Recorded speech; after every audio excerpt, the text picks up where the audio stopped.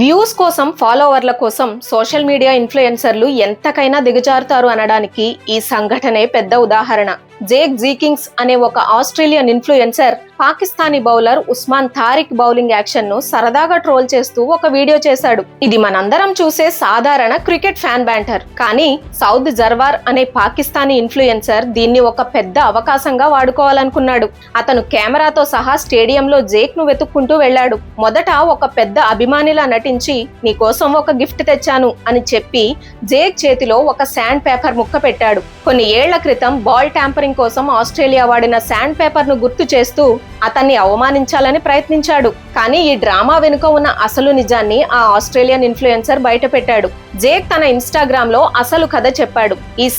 ఈ సంఘటనకు కొన్ని రోజుల ముందే జేక్ కు మెసేజ్లు చేసి మనం ఇద్దరం కలిసి అందరినీ ఫూల్స్ చేయడానికి ఒక స్క్రిప్టెడ్ ఫేక్ వీడియో చేద్దాం అని అడిగాడట.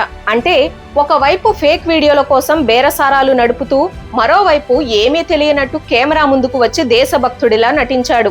అంతేకాదు జేక్ ఏమన్నాడంటే ఇదంతా అతను కేవలం వ్యూస్ మరియు పాపులారిటీ కోసమే చేశాడు. నా మీద ఇప్పటికే 5 వీడియోలు చేశాడు. అతను నా ముక్కు మీద శాండ్ పేపర్ తో రుద్దడంతో ఇద్దరి మధ్య పెద్ద గొడవ జరిగింది అని చెప్పాడు.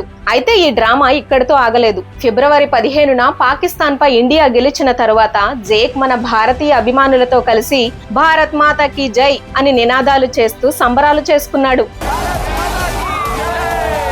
ఆ తర్వాత తనను రెచ్చగొట్టిన ఆ పాకిస్తానీ ఇన్ఫ్లుయెన్సర్ కు ఒక్క మాట కూడా మాట్లాడకుండా కేవలం సైగలతోనే దిమ్మ తిరిగే సమాధానం ఇచ్చాడు. చూసారా, ఒకవైపేమో ఫేక్ వీడియోలు చేద్దామని బ్రతిమలాడటం, మరోవైపేమో అదే వ్యక్తిపై దాడి చేసి దేశభక్తి ముసుగులో వ్యూస్ సంపాదించుకోవడం. ఇలాంటి డ్రామాలు చేసి వ్యూస్ సంపాదించే ఇన్ఫ్లుయెన్సర్ల గురించి మీరేమనుకుంటున్నారు? కింద కామెంట్స్ లో మీ అభిప్రాయాన్ని చెప్పండి. ఈ డ్రామా వెనుక ఉన్న అసలు నిజాన్ని అందరికీ తెలియచేయడానికి ఈ వీడియోను షేర్ చేయండి.